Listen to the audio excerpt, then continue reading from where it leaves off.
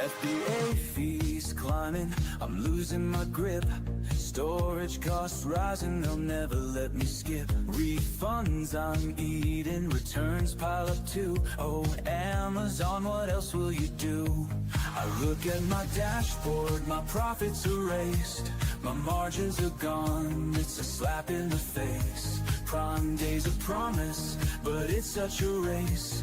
How much will I make if I'm replaced? It's a cruel, cruel number. Fees keep climbing, profits torn asunder. Oh, it's cruel. The sellers wonder how to survive when the margins go under. It's a cruel, cruel number. Every month it's something new to plunder. Oh, it's cruel. It's no wonder we're stuck in this game. The algorithm's thunder. Yo, Amazon's back, and they got a new scheme. Reimbursement slashed, it's every seller's dream. They're digging deep, taking more from the pot. Let's break it all down, expose what they got. March 25, it's a policy drop. They say manufacturing costs, but we know it's a flop. Give us your cogs, they're demanding the price. But if you don't, they'll estimate nice. Nice for them, not for you. Watch a payout shrink. That comprehensive evil is a corporate wing. Lost in the warehouse, damaged on the floor. Now they pay you pennies, not a cent more. Fees on the rise, profits on the run. They don't lift a finger, but they pocket the fun. We're fair! They shout while they cut our shares. Amazon math, man, it's full of errors. Fees, taking our dough. They're stacking the deck, and it's sellers who owe. Reimbursement? Nah, they're taking us down, but we're still here, we don't mess around. Fees, straight to the top. Amazon's game, it'll never stop. Margins tight, but we keep the grind. Sellers unite, we're one of a kind.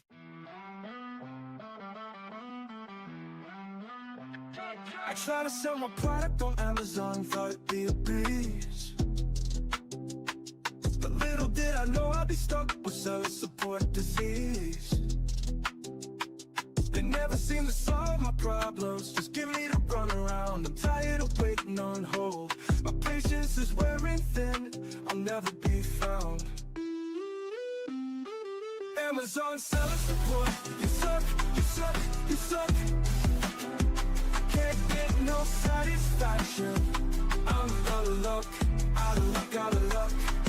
You don't care about my business, just trying to make a buck. Amazon seller support, you suck, you suck, you suck.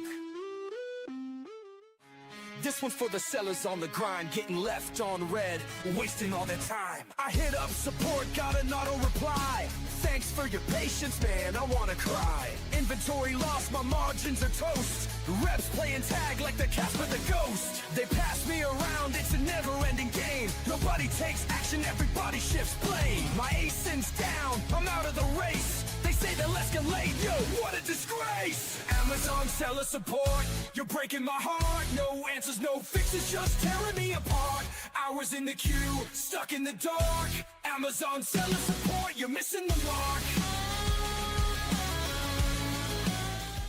Amazon game plan, that is the key. Seller Central dashboard, that's where I be. Analyze the funnel, see what we lack, then we optimize. Sellers know it's a fact. I get it poppin', you know that it's lit. Climbing the rankings, ain't no room to quit. I check the data, they notice the stats. I keep the method, that's how you adapt. Metrics are showing, you know it's our cap. Amazon sellers, it's time to react. I'm about that action, I do this with passion. I got them like, whoa, what is this? Huh, whoa. I don't know, dude. I think everybody's just buying stuff based on reviews and badges or whatever. They don't even know who we are. These customers don't even know the name of my brand. But they keep clicking add to cart like it's part of the plan. They see that Amazon badge and think it's all grand.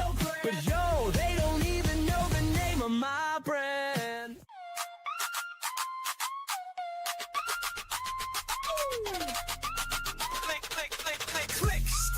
Build your store.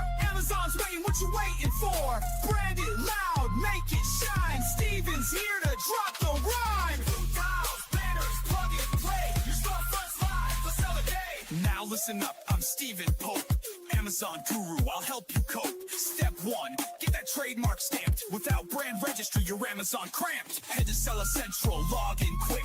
Manage stores tab, yeah, that's the trick.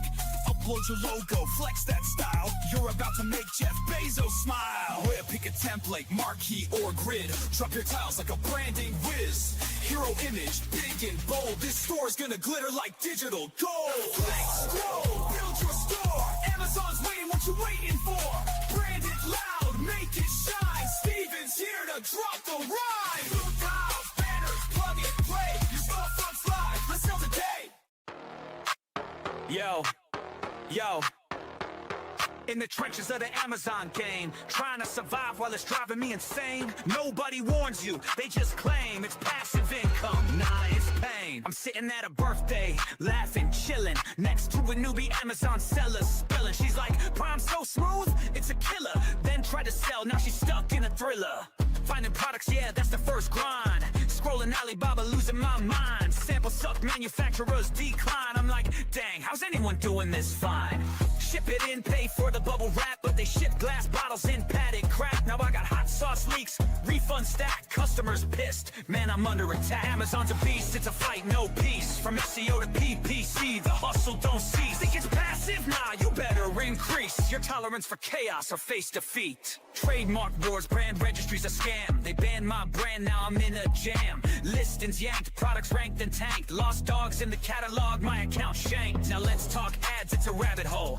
1,000 hours deep, man, it's taking my soul. Weekly negations, bulk sheets for control. Excel's my new weapon, but it's taking its toll. SEO's no joke, keywords in the game. All text, A+ content, playing insane. Lifestyle shots, avatars for fame, but the CTR's low, all products look the same. Amazon's a beast, it's a fight, no peace. From SEO to PPC, from SEO to PPC, the hustle don't cease. Think it's passive? Nah, you better increase your tolerance for chaos or face defeat. Let's go to Max School. To Max School. Class is now in session with Professor Pope.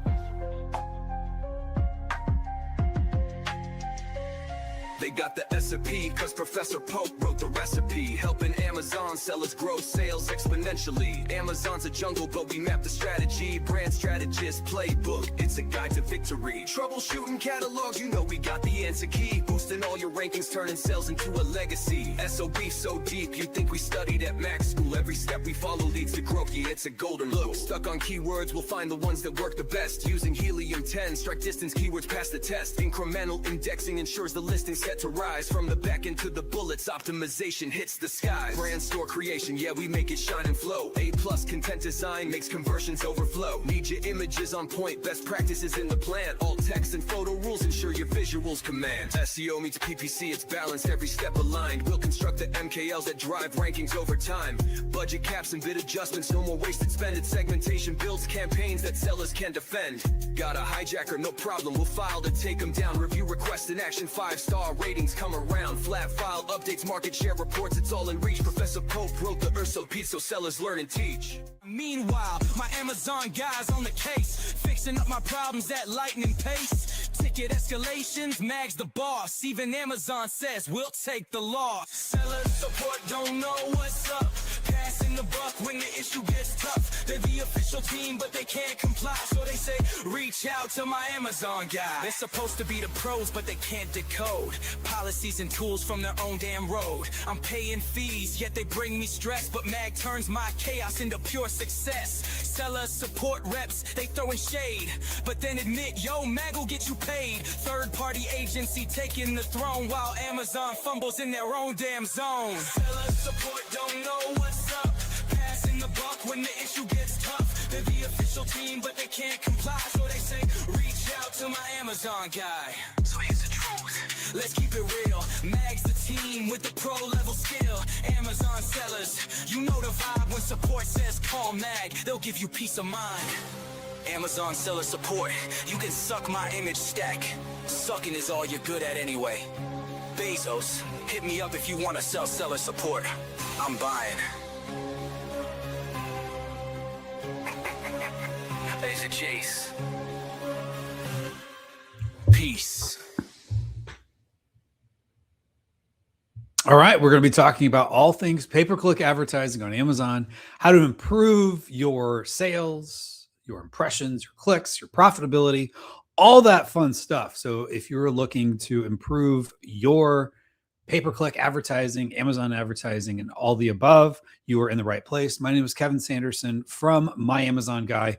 In addition to being here at My Amazon Guy, I've also been advertising myself with my own money, my own hard work, since 2016 for over 10 years, and I've been a seller since 2015. So I'm here to help you on your journey, and let's go ahead and get this party started. So I just want to make sure, because I'm always like terrified of like technical stuff, and maybe it's because I'm not the spring chicken anymore that I once was, but every now and then I have like little glitches. Like it doesn't, my mic's not even called like what it is, like when the little microphone selector. So I just want to make sure, can you hear me? If you don't mind, just put in the chat, yes, I can hear you. And then we've got some questions already coming in. So assuming you can hear me, go ahead, put whatever questions you have into the chat, and we will get into that. So Abanoob says, I can hear you greatly. I like that. It's a very positive. I can hear you. I not just hear you, but I hear you greatly. So hopefully it's not too over the top. I think I turned up the gain on mine, so it might be a little louder than normal. We have Cala Fashion says yes. Why So Cute says yes. So good. We have I wrote a question above. Yes, I will get to the questions. Don't worry. I just want to make sure my mic is on. So that's the first thing. So since we are live, and sometimes when you're live, things don't go the way you want them to. So I will get to those questions here momentarily. So if you have questions, drop them into the chat. We'll be getting into those here in just a moment. The ones that are already there. I've been doing this long enough to know that we generally will run out of time before we run out of questions. And so it isn't always that way in the beginning. So in the beginning, we'll get a few questions. So we already have several questions already queued up, which I will get to as many questions as I possibly can. But then what ends up happening is we get more questions as time goes on. And so that queue of questions will build up, and then it'll get longer. And then new people will come enter the stream, and they'll ask their questions. And then one person asks a question, it prompts another person to ask a question. So those questions just kind of build. So the best time to ask your question is now. Don't wait till the end. So if you're a procrastinator like me, the best time to ask is now. And don't worry, I will get to your questions. I will get to those questions. Why So Cute says, hi, Kevin. Hi, Why So Cute. Geniuses songs, or Yoav Latab of one. Hopefully I said that right. Says Geniuses songs, LOL. Yeah, so we've got some comical songs. If you missed the beginning, we had a countdown timer. We have some humorous songs for Amazon sellers. And they do have some good beats. Definitely have some good beats. All right. So with that, we'll go ahead and get into some questions. So Abanoob says, hi, Kevin. Missed you these previous couple of weeks. Yes. Glad to have you back. We've got a 6-part question here. So I'm going to come back and forth on that because I think it's a lot to give one person all the 6 questions all at once, but I will do my best to get to as many of them as possible. Although some of them aren't necessarily 6 parts or 6 different questions. Some of them looks like it's just continuing on more background information, which more background information on a question is actually helpful. Sometimes people will ask questions like, how do I improve my sales? Okay, well, let's dive a little deeper into that. Or how do I launch a product? Or, how do I have better PPC? So the better your question, the more specific it is, the more specific and targeted of an answer we can give you. So, all right. So Abanoob asks, sorry for this long question. 14 days ago, we received an email from Amazon telling that they will deactivate. Oh my gosh, that's not good. Because section 3, I'm not sure what's in section 3 off the top of my head. And they asked me to provide some documents and make a virtual identity verification interview with them to avoid this action. But when I provided the documents and booked the interview, it gave me the nearest date after their account deactivated. Oh, that's fun. And now my account was deactivated 2 days ago. It's a non-US resident and I sell under my Wyoming LLC. which I'm assuming is probably on Gold Street in Sheridan, Wyoming. If that's the case, I'm curious. Is it on is it registered to an address in Sheridan? It's Gold Street, Gould, in Sheridan, Wyoming. My interview date is March 9th, and the email I received from them tells that they will decide after the interview if my account will be reactivated or not. But I found a notification on my Seller Central telling me to go to my account health to activate my account. And when I did, I found that I should file a dispute to convince them to activate the account. What do you advise me to do? Should I wait for the interview or to try to dispute it before it? Or is there a better solution? Yeah, so this is an interesting one. So I'm just curious. One, I'm just going to have the assumption that everything you told them on the front end when you registered the account, even though you're in Wyoming, is truthful and accurate. And if it's not, that could be an issue. So the reason I say that is this is not, I don't know enough about your situation, but oftentimes, and this is more just helpful to know, there are a lot of times that people will register, not just outside of the US, but in the US, people will register an LLC in Wyoming because there's no requirement in Wyoming to disclose the contact information of the owner of the LLC. It might be, I think, the state with the most ability for privacy. So the reason I mentioned Gold Street in Sheridan, Wyoming is there's an address that I've just kind of picked up over time. I think a lot of Amazon sellers are attached to that address. And a lot of accounts that may be doing things that are not 100% by the book. So let's just assume you have the correct documentation and everything is on the up and up, and then you do the whatever. Now, it's kind of classic Amazon of, move fast and break stuff, although that's a Facebook saying.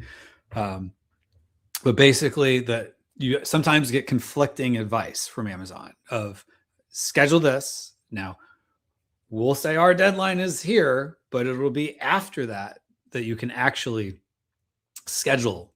So you're in a conundrum where you're scheduled for the 9th, which is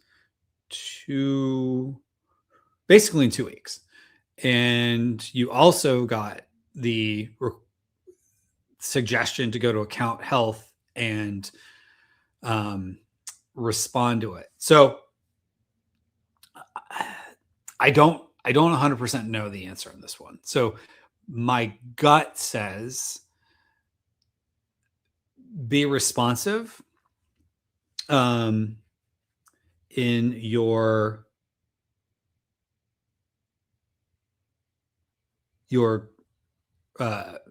request from Amazon to ask for the reason why they should give you your account back.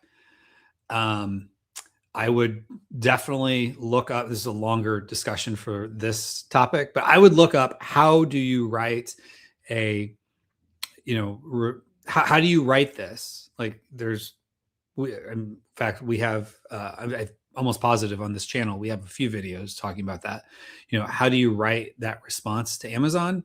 And basically just taking responsibility that there was a concern about documentation. You scheduled a time to meet with Amazon. You provided the documentation. They just want to prove your identity. And then, something of that nature. So I would also just think through, is there something that might be off? Like, is there an address on some document that you were put in before that maybe is not 100% going to match up now? Do you look slightly different? Because it could be an AI is picking up something. So I would do your best to just think through what might have caused this and triggered it.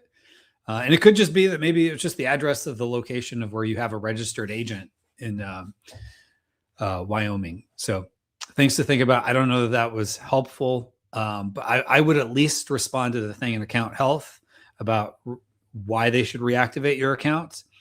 And make it factual. Make sure it's 100% factual. This is the issue. This is what happened, even though it's all on their side. But that you're working with, whatever team sent you the original email.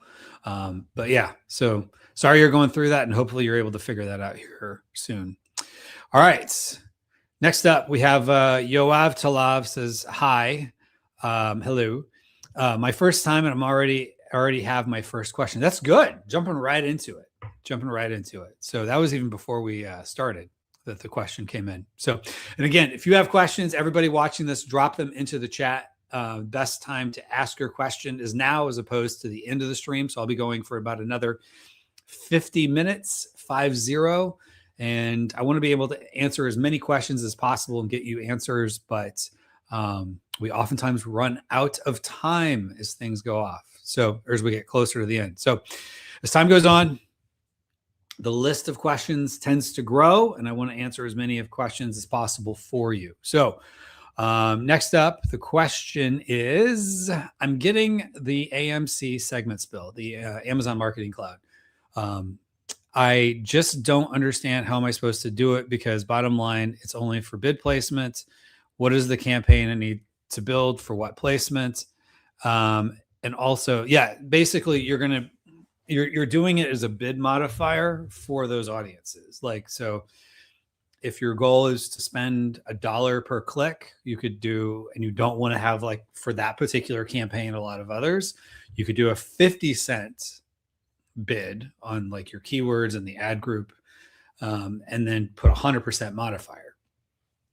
And then also, I combine with regular bids campaigns, or just suggest lowering bids? Oh yeah. So it depends. So if you're okay with just having a mix of everything, then include it. The thing with the audiences is that depending on which audience, especially if you're talking about like retargeting audiences, it's going to be very narrow. So you're going to have retargeting audiences is only going to be as big as there are people who have already visited your page or already added to cart or whatever audiences you're looking at. So it's going to really shrink down. They have to have been an audience in that audience and searched for whatever else. So just keep that in mind. So oftentimes the people that are searching for one thing aren't coming back and searching again unless they're really just doing research and trying to figure out what product they want. But a lot of those people, they either bought your product already or they moved on. So depending on which audiences you're looking at, or if you're putting in audiences of like your competitors' customers, bought your competitor in the last year, they may not be in market looking for your product right now. So I would suggest probably to start off with, add those audiences in, add maybe, a little bit of a modifier. And then for the ones that are really working and you're getting success on, maybe you add a new campaign where you really lower the bid and then do an increase, like an aggressive increase in the modifier, just so that you get more placements for those AMC audiences. That would be my suggestion. All right.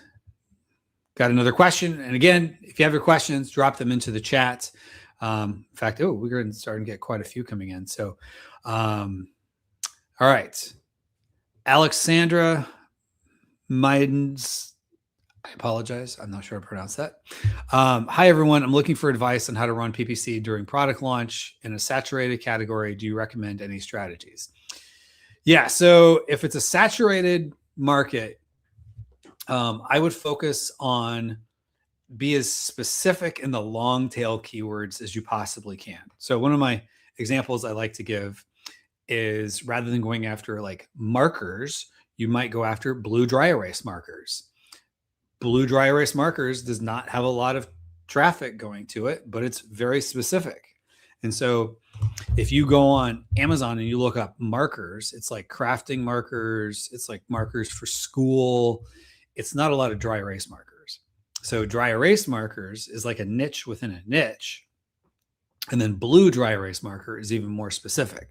So longer tail, meaning a longer phrase. Longer tail is really more about like, it doesn't get as much search volume, but there's a lot of those long tail keywords. Basically, the gist of it is that in your niche for your products, what is going to be the most specific keywords, and then focus on those as much as possible. And I see people make this mistake all the time. They're like, oh, this is an important keyword, I want to go after markers. But if they look on the search engine results page, it's not specific enough.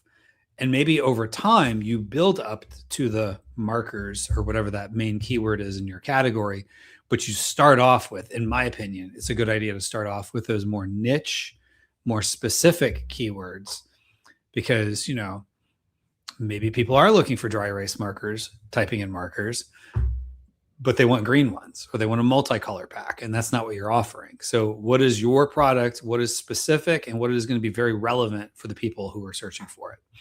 That's my advice there. So, all right. Next up, Abanoob said, yes, this is the very same address you mentioned. I didn't do anything to violate any policy. Okay. That's good. So as long as you have the correct information, it might just be that one particular address on Gold Street, might just be more on Amazon's radar. So perhaps, and this is more my absolute speculation, maybe you look at registering in a different state once you get, assuming you get reinstated, which I'm hoping it happens quickly after the 9th. Maybe you either look into registering in a different state, or maybe have a different registered agent who's not on Gold Street in Sheridan, Wyoming, that they're in Jackson Hole or something, you know, which is another city in Wyoming. Might be more expensive, might be a little different interaction than maybe what you're dealing with now, but maybe it is off Amazon's radar. Amazon sometimes does these things where something is on their radar. People that have worked with particular vendors, people that have, you know, attached to certain addresses or certain criteria, and they kind of go after folks. I'm sorry that you're going through that, and I hope that you get it resolved here soon. All right, next up, Moses, and again, in case anybody from Gold Street, Wyoming, or Sheridan, Wyoming is watching, no offense. It's just an observation that I have had, that there's probably a lot of really legitimate, absolutely good companies registered there, and maybe whoever's on Gold Street is doing great work. I'm sure there's probably a lot of businesses on Gold Street that are doing great work, but I've just over time I have found a perception, totally just my opinion, that there could be maybe something with that address that Amazon doesn't like, because I've just seen people that are doing shady things sometimes are also registered to that address. Not to say that that address is bad, but there could be bad actors who create a common denominator that Amazon didn't like. I could be wrong, but that's just my thoughts. And maybe it's worth consulting an attorney who knows more about Amazon stuff. All right. So Moshe says, I had a 3.2 average reviews and had 370 pieces in FBA. I couldn't sell my products. I just used Amazon liquidation for 210 pieces. Do you think it's a mistake? I can't solve any problem of my product. Okay. When you say you had a 3.2 average reviews and 370 pieces in FBA, like 3.2 because you got 4 or 5 reviews, or 3.2 because you had 100 reviews? If you had a big data set, so to speak, like a lot of people have left reviews and it was 3.2, that's a problem. If 1 out of the first 5 people or whatever left a 1 star, and it just kind of, because it's never an exact average. It's Amazon has a proprietary formula. But if their proprietary formula made it 3.2, oftentimes you can still get out of that. So if you've already used Amazon liquidation, you're kind of, I don't know that you can unliquidate, but I would say, based on the quantity of inventory you're talking about, I mean, unless this is a product that's been around for years and it has 3.2 stars, or if it's just you launched it recently and you have 3.2 stars, then that's too bad. I have heard of people, which would have potentially given you a better opportunity than liquidation, is I've heard of people returning inventory, getting a new UPC code, and then relabeling that product under a new UPC. The problem with doing that, though, in this case, is why are you getting 3.2 stars or 3.2? And it could be that the 3.2 is just, there's not a lot of reviews and you just happen to have bad luck and one or two people left a bad review, but maybe the next 10 reviews would have been fine. I've heard of people, repurposing and resending in the inventory, but the problem with that is if there is a legitimate problem, like it's glass and everything's breaking, or there's something people don't like with the product, that doesn't fix it. But maybe you could fix it if you have it sent back. But if you've already liquidated, you've kind of already done that. So now, to make this more actionable, what can you do in the future to learn from this? And hopefully there's at least one or two things you could take out of this situation. Like, okay, knowing what you know now, like looking at the negative reviews, looking in voice of customer, looking at the return reports, what are some common denominators, and what are things that, whether you continue with a similar product in the future, or you just say, I'm done with Amazon in general, or you find different products. What are things you could do to source products better, or just at least make better decisions on the products? Because although it's outside of your control, maybe some of those things that happened, but you can learn how to improve the questions you ask and do better sourcing to avoid maybe some of those issues in the future. That would be my suggestion. All right. Let's keep this party moving along. So if you have questions, drop them into the chat, and I will do my best to answer it before we get to the end. I am starting to get a queue of questions that's getting longer and longer, and stronger. Good questions coming in. And so if you want me to answer your question, I would highly recommend you get it in now as opposed to waiting. All right. So next up, how to avail the promotional ad credits for free as a new seller. You know what? I'm not even sure. Do they still do that? Amazon, I remember getting free $50 credit. And I'm like, oh, that's so great. I've spent hundreds of thousands of dollars over the years, which is a lot of money, but at the same time too, I mean, there's people that spend more than I have spent lifetime, and they spend that every month. Usually pretty big sellers to do that. But all right. So anyway, Amazon ad credits. I'm just looking online real quick because I'm just kind of curious if they even still do that.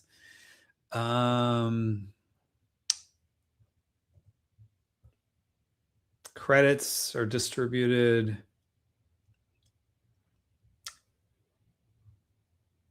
So it looks like they make promotional offers. So if you just Google, and I hate to tell people this, because it feels kind of cheap, but I don't have the answer, and it looks like it's somewhat relative to what they're showing in your ad account. But just Google Amazon promotional ad credits, how to find them, and there are multiple articles on it. But basically, you're going into it, your ads manager, administration, billing and payments, and then promotions tab, and then it will make offers, and it looks like they take 14 days to give them to you. So hopefully that helped, but good luck. Kayla Fashion. I launched my product on December 1st. Sales went well. Well, it was the middle of Christmas, so at least you were getting sales. So that's a good sign. So you were off to a good start. And ACOS dropped to 64%. Not ideal, but acceptable. All right. So you got the right idea. However, in January and February, sales increased sales decreased. I have my mouse covering the D. And ACOS increased to 124%. Is it okay? So I wouldn't say it's like you're not doing anything quote unquote wrong. You're learning how to adapt to seasonality is the framing I would use. So in this case, I would look at it as, it's kind of a frenzy. People are just buying stuff in December for the sake of buying stuff because they need it. Now, a couple things to keep in mind is they need it because they need it to get, to their loved one or coworker or friend or whatever, in time for Christmas. So December is a unique beast. It is totally normal for sales to go down in January and then further go down in February. So a couple things to keep in mind about the month of January. The month of January, people oftentimes got gift cards as stocking stuffers or whatever over the holidays. So at Christmas time, they get a gift card. Then they are awarded, or they go into Amazon and they start, deciding, what do I want to spend this on? There's no urgency. They don't expire. So their gift card is good till whenever. So there's no reason that they need to use their gift card up right away. So just keep that in mind. So they can use their gift card whenever. It's kind of like, do I want this? Do I want that? So some people know exactly what they want. They just buy it with the gift card. Other people are trying to figure out, what do I really want to spend my gift card on? So that's a lot of clicking around. And most Amazon customers don't know or even care, which is fine. There's something sponsored. So that's going to increase your costs. Then there's a lot of people who are also returning things, because you can return things through January 31st, which has been the case in many of the last few years. You can return items on Amazon through January 31st. So that is also, they go on there, they process their return, they're just clicking around. What can I find on the platform? They find something, maybe they don't find something, but that's more clicks that oftentimes are low intent. And so they oftentimes will click on your ads. And then February, I'd be curious if you're still at 124% for January and February. I would start looking at, like, maybe you need to lower your bids in some cases, but then also, how do you improve your product? So we tend to find number one thing you can do is improve your main image. So one, your main image, like if it has like a keyword, like say on packaging, it'll at least help attract the right person and maybe even repel the wrong person. And so that gets you more high intent traffic. And then also, your A+ content. How do you improve your A+ content? Do you have crawlable text? Do you have alt text on your images? So all things to think about with that. So I would look at optimizing your campaigns, and I would look at optimizing your listing. And is 124% okay? No, it's not a long-term strategy at all. You definitely should work on that. But it is normal for results to have been better in December and then not be as good in January.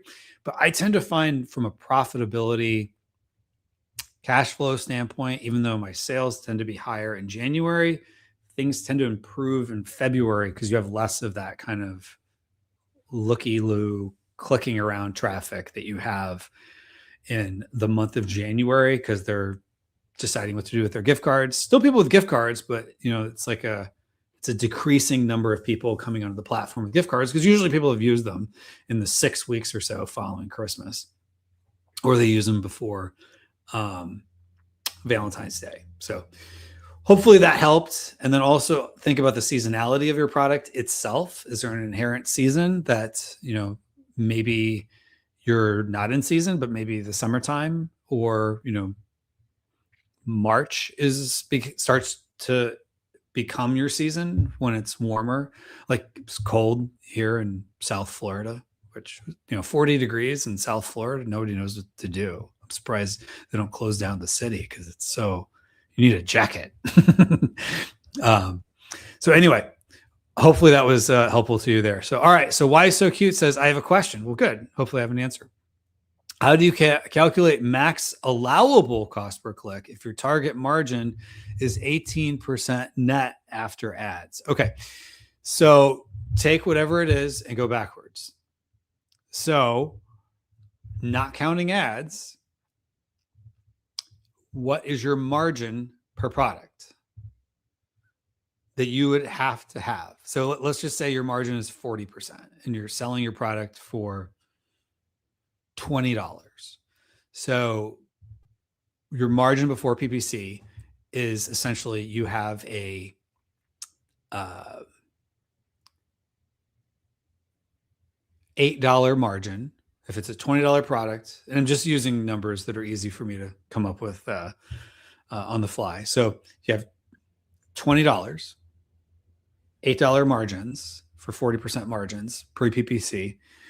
And so at 18%,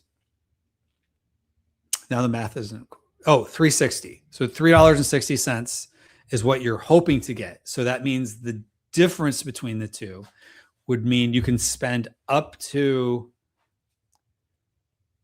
$8 minus $3.60. You can spend up to $4.40 using my back of the envelope math in my head, $4.40 in order to achieve your cost per acquisition. So for every sale you make, you can't spend more than $4.40. So then now that you figured that part out, what is your conversion rate? So if your conversion rate on the page is, I'm going to again use illustration, 10% conversion rate. So 1 divided by conversion rate. So 1 divided by 0.10 is 10. It doesn't always work that way. Like 1 divided by, let's say 8%, 1 divided by 0.08 is 12.5. So how many clicks does it take to get a sale? So then you take whatever that cost per acquisition you could spend divided by number of clicks it takes to get a sale. And then that tells you. So if it's, let's say, $3.60 and you have a 10% conversion rate, then you can't spend more than 36 cents. Yeah. 420, 440, 440. That was my example. You could spend up to 440, and let's say you had a 10% conversion rate. Then it would be, you could spend up to 44 cents. Now that might be low. So you might have to look at it as, okay, from a tacos perspective, am I profitable? Am I getting more sales outside of ads? So then you might want to look at it as like, okay, if you want, because 18% net margin after ads for your entire business is healthy. So if we're saying all the other expenses are paid for, so then let's say you have, in my example for paid ads, you could spend up to $4.40 now, but let's say our 18% is across the board. So let's just say 50-50, 50% of your sales are coming from ads, 50% of your sales are coming from organic. So that means you really could spend $8.80 to get to this 18%. So in that case, you could spend up to 88 cents if you have a 10% conversion rate. Now, you could create a spreadsheet that allows you to play with different scenarios and whatnot. And if you had higher conversion rates, then you can go up even higher. So if you had a 12% conversion rate, that means every about 8.5 clicks, you're getting a sale. So in that case, now maybe you could spend over $1. I don't have that exact math with me, but something like that. So hopefully that makes sense. So you just kind of want to really, what the question is you're asking is just go backwards. So if your ultimate goal is X, what's the step before that? What's the step before that? What's the step before that? All right. Next up, excuse me. My spending is not stable. My rank is also fluctuating. In off season, I'm on top. Suddenly the competition raised. My conversion is dropping. Though I have competitive prices rating, also I'm doing FBA. Competitors are doing SFP. You mean like uh, FBM, like they're filled by merchant? So your spending is not stable. Your rank is also fluctuating in off season. So if this is your off season, take a little bit of what's happening with a grain of salt. Perhaps your competitors are positioning themselves better for off season uses.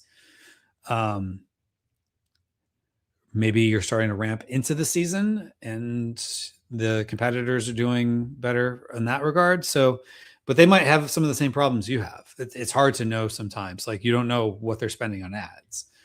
And then I'm suddenly the competition raised my conversion rate. My conversion rate is dropping. All right. So yeah, it could just be if you're in the off season, you're just going into the off season. Maybe your product's becoming less and less relevant for whatever that case is. So I wouldn't worry too much about it, especially when you're saying it's off season. So, but if you think your competitors are starting to do better, take a look at their listings. What are they doing differently? How are they positioning it? Ask ChatGPT, how are people using this product, in the off season? And maybe that gives you some use cases, and maybe you include that in some secondary images or A+ content. So those would be things I would think about. All right, next up. This is about they were asked, Abanoob was asked for additional documentations and an identity interview. I would at least, my recommendation is which I was trying to get across earlier, is I would still put in something where they're asking you and you just outline that this is the issue. Don't say I didn't do anything wrong. They hate that, even though from what you're telling me, you didn't do anything wrong. And I believe you. Don't just say that. Just say like, this is the issue that came up. I got this email stating this thing. I've scheduled for this time. I uploaded the documentation. I'm waiting on that. I look forward to, future action with Amazon. That's my suggestion. So that way you're not just leaving it there. All right. Safana Hussein says, just talking to somebody else about the LLC, no payment for that, due for address, tax filing, register agent, then open for interview. All right. So could be the address of that registered agent is the issue. So I would potentially look into other alternatives. And there's nothing wrong with Wyoming, but there is, in some circles, depending on the context, there are people out there who do sometimes think of Wyoming as oftentimes has some companies, some businesses that are operating outside of the bounds because they're shielding themselves. So just think about that. So if you are thinking to yourself, well, I'm going to register in Wyoming so I don't have to reveal information, what is the reasoning behind that? Just things I would think about, depending on what someone's situation is. But if you're trying to hide the fact that you're actually in a particular country and you want to make it look like you're in the United States, that would be a no-no. Because eventually Amazon will catch on to that. All right. If you have questions, drop them into the chat. I'll do my best to get around to them. We definitely got plenty more questions, but I might still be able to answer additional questions as they come in before the time expires at the top of the hour. But Jana Lakova says, hi, what is your opinion about using AI marketing PPC tools, something like M19? Do you prefer managing sponsored products in Seller Central? Thank you very much. I would not trust my ads to PPC tools. I might use ads to help me with maybe finding additional keywords. What are some other keywords, even if they're very specific keywords that, are problem focused, maybe not what everyone else is looking for, that could help you with that. You could upload reports and have it identify, non-converting keywords, or, is there, any keyword that you should negate as a phrase, meaning anytime the word blue comes up, you don't show up for blue. Like, is there anything that it sees there? Those might be some ways I would use it, but I wouldn't just hand over the keys to AI. I don't think AI is quite there yet. And then, do I use managing sponsored products in Seller Central? Yes and no. I definitely use Seller Central. I am a big fan of bulk files. If you've not learned bulk files, I don't say this to be hyperbolic, but I do believe it's life-changing. It can help you very quickly look at, what keywords need to be updated. You can create formulas. You can do all kinds of stuff. But you still have that human eye to make decisions. And so that would be my suggestion to you. All right. Next up, Kala Fashion says, my product is right at the limit of qualifying a standard size. I hired a company into China to verify the product. The measurements are included in their report. However, Amazon classifies the product as oversized standard. I opened multiple cases and sent image evidence showing that the product was measured before shipping, but Amazon keeps insisting, how can I solve this issue? Well, for one, I would ask two things. One, did you ask for for them to remeasure it, which oftentimes they will. The challenge is, I've heard stories of, people who have, let's say there's plastic packaging or a hang tag or something on the product, and then now all of a sudden it makes it seem longer. Or if you have if it's in a poly bag, it's not the size of the product, it's the size of the poly bag. And so whatever system they use, which uses lasers to come up with the sizing, it might have already come up with that. So if after remeasuring it, Amazon's like, nope, still is standard size or oversized, one, just double check that they didn't change for your particular size with new guidelines in 2026. They're always changing things, and they don't always advertise those type of changes. So I would look at that, and then I would have a product sent to yourself, or if it's you're not in the country where you're selling this product, have it sent to somebody, have them take pictures of it, have them figure out is there anything that's kind of like sticking out, if you were right on the edge. Do you have a box? Is it a cardboard box? And if it is, is the cardboard, sometimes cardboard boxes, the little, thing that depresses in that kind of holds the cardboard box in place. Sometimes that gets a little loose. And so maybe all of a sudden it's a couple millimeters longer. And that was just enough to trip it to be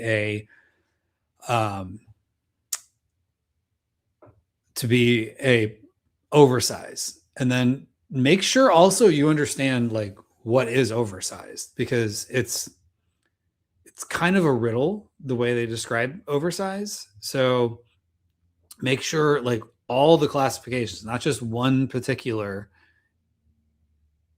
size is not longer than X, but all the other components of what is oversized and what isn't. And you could always ask Amazon, based or what, if I'm sure you probably already asked them, but if you've not, you can ask them, what are the measurements that you based making it that size on? And hopefully it should be in there, so you should be able to see. So those would be my suggestions, and hopefully you're able to make it not oversized, assuming it's meets standard sizing guidelines. All right, next up, 1. I'm looking for advice on how to run PPC during product launch in a saturated category.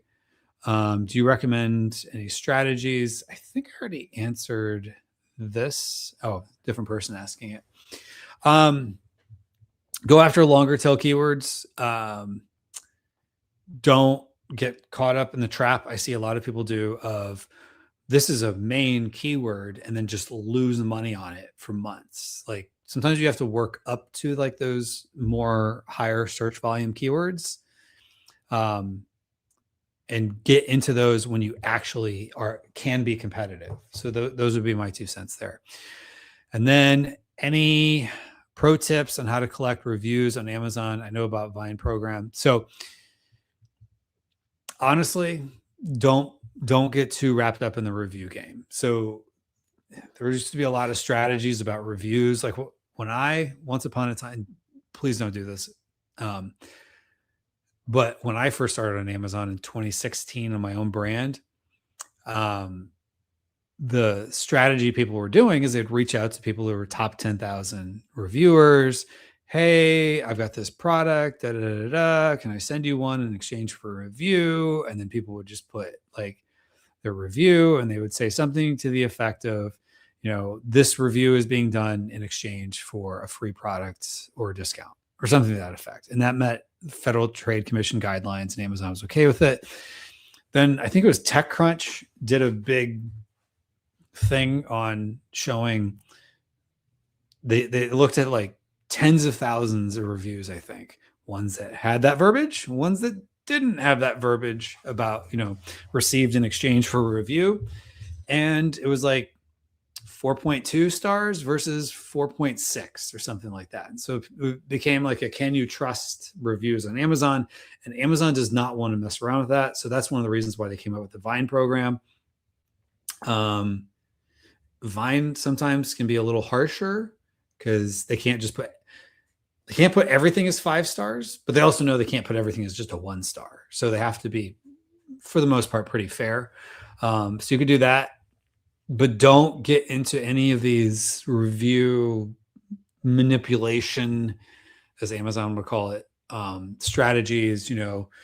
Don't put anything. I would venture to say, like, don't even put anything about reviews like in a whatchamacallit, a product insert. If you're going to put in a product insert, I would try to get people on your email list. Maybe at some point ask people for a review. We generally at My Amazon Guy suggest don't do anything about reviews. Review manipulation and search engine manipulation. Search engine manipulation is not optimization. It's like, like people used to do the fake, they would do giveaways and have people like, use like links that included like 2-step URLs. If it sounds like you're gaming the system, don't do it. And then when it comes to reviews, that's another sacrosanct thing with Amazon. Do not mess with it.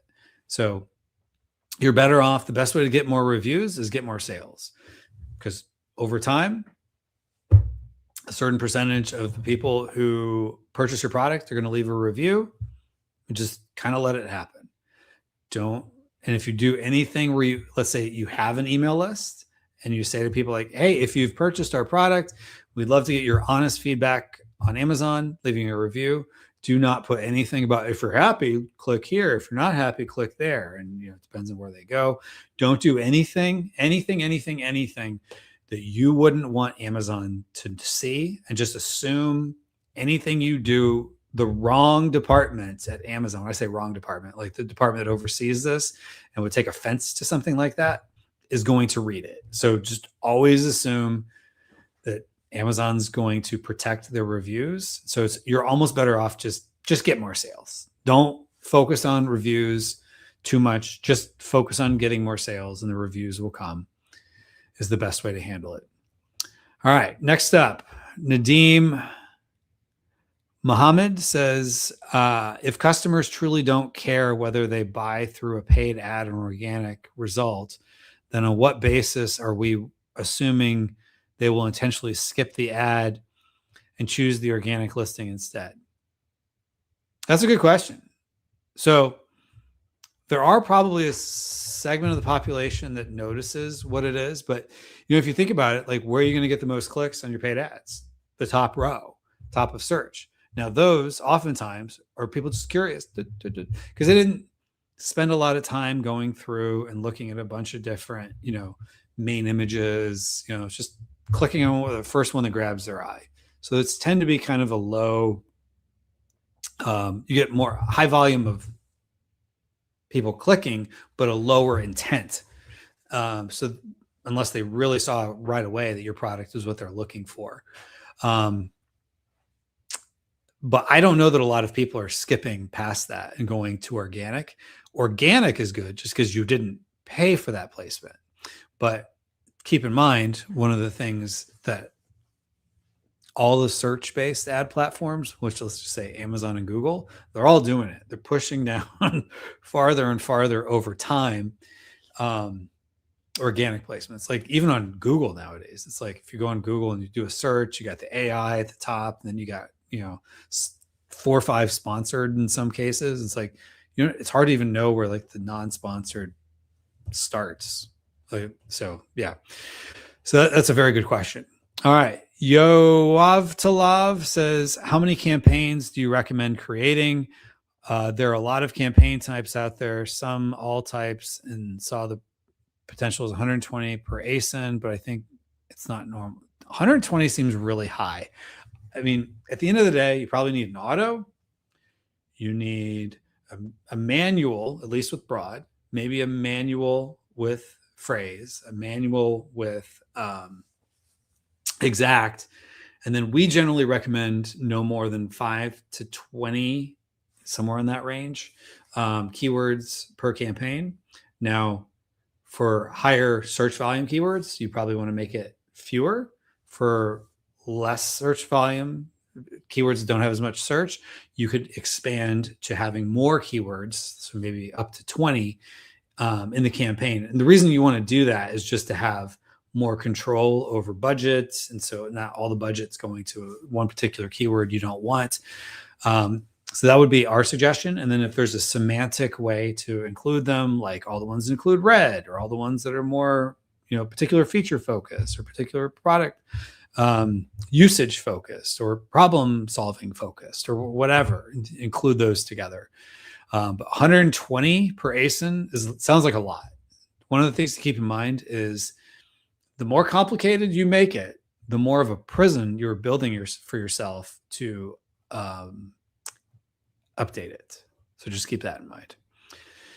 Unless you're running a software tool that's going to do all this for you, but be careful going that route, because sometimes there's certain software tools that are very intentional about this is their one way of doing things, and other software tools use a different architecture. And so it would be hard to get out of that software tool. So 120 per ASIN just seems really high to me. All right. Sahil Milani says, review and rating is important if we're selling a premium product.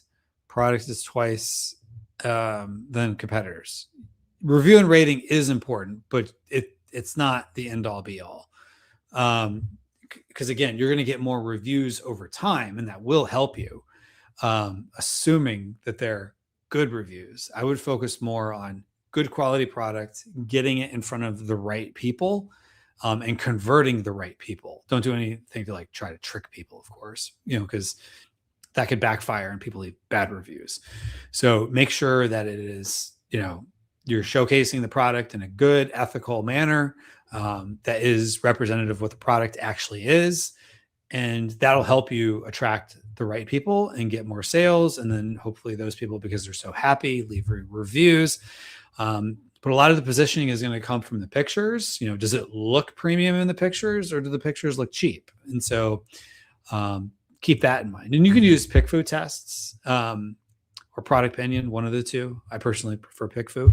And just see, if you compare your product to another premium product, say which one looks more premium and why, and people will tell you. And you may love the answers. You may not like the answers. And so that might help you how to better position your product based on what real people are telling you. All right. This question, how to run PPC in 15 variation product and bedding category. Thank you in advance. Yeah. So I would suggest if you're in the, I guess, is this size? Is it thread count variation? Is it color? I'm assuming it's probably color and size variations. So you could have, let's say if you have 15 variations, I would imagine you probably have an 80-20 where 80% of your sales are coming from 3 or 4 products. And then maybe you run the non-specific keywords like the, bedding for whatever, for men, or, bedding for married couples or something like that. I don't know what the primary keywords would be, but those, I don't want to use the term generic, but they're not as specific as, like, let's say if you have a blue sheet and you have a green sheet, like including like the color or whatever is specific to that variation, or for twin bed or for something like that, like whatever the variation specific keywords are, they would get their own campaigns. And then you could have whatever products get those. And then so for your primary campaign where maybe you have a handful of variations that all get, if you have 15 in my example, maybe 3 or 4 or your ones are getting 80% of the sales, let Amazon pick which ones get the sales. Would be the way I would suggest it. All right. And then I think this will be our last one here. Daryl Vanderpool says, what's your point of view on what makes a target good enough to build from auto campaign search terms? Easy. Is it getting sales, and is it fairly profitable? So if you're talking about basically keyword harvesting, taking keywords that were search terms in your auto campaign and putting them into a, manual campaign, broad match, exact match, whatever, is it getting sales profitably? Like if you had 3 clicks and 1 sale, I don't know that I would promote it, but if you have multiple sales and a decent number of clicks, even if it's like 12 clicks and 2 sales, sure, why not? Test it out. I mean, it's worth, when in doubt, I don't see there's being a harm in promoting it. Now, this used to be fairly controversial. It's not as much anymore, but I would not negate it in your auto campaign. So once you pick these keywords, it used to be people would talk about like, oh yeah, you negate it in the auto campaign to promote it into the manual campaign. No, let it get the sales wherever. At the end of the day, Amazon's algorithm is going to favor some campaigns over others, and for no explainable reason. So let them do their thing. It is what it is. I wouldn't worry too much about it. So hopefully that was helpful for you. And then it says follow up here is, I guess, is there a threshold you recommend? And I would say, no, not necessarily. I wouldn't say there's necessarily a threshold that I would recommend. I would say if you at least get a couple sales, or, you had maybe 12 clicks and a sale, and it's, it was fairly profitable. I mean, at the end of the day, if you promote it and it doesn't perform, you either lower the bid in the manual or you just turn that particular keyword off in the manual campaign. So I wouldn't worry too much about it. When in doubt, give it its own bid in a manual campaign is my philosophy. All right. The next up, I'll do this one here real quick. If we have variations in the same parent listing, is it good to target some keywords for all variations separately? That's kind of like what I was saying in a previous one about somebody said they had 15 products, 15 variations. So if